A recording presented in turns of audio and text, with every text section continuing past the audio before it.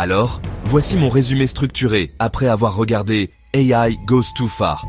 La vidéo commence en soulignant à quel point l'IA devient effrayamment réaliste et honnêtement, un peu hors de contrôle.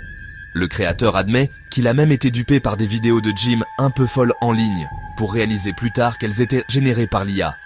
Donc, oui, il n'y a pas que les boomers qui se font avoir. Personne n'est à l'abri.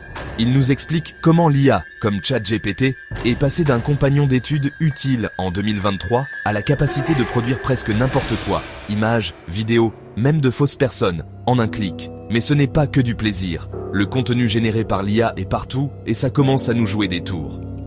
Certaines personnes l'utilisent pour créer des trucs super bizarres ou glauques, comme des comptes OnlyFans en deepfake, ce qui n'est pas seulement louche, mais aussi illégal et peut ruiner des vies réelles. Il y a une histoire incroyable où le créateur a même été poursuivi en justice et a perdu son agence à cause d'une utilisation abusive d'identité par l'IA.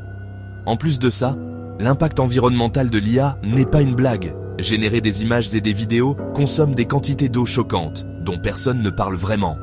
Ensuite, il y a la montée en puissance des influenceurs 100% IA, comme Itana Lopez, qui empoche des milliers chaque mois sans même exister. Les vrais créateurs sont déjà remplacés, et ça ne va faire qu'empirer. La vidéo se moque aussi de l'humour IA bizarre et viral sur Instagram et TikTok.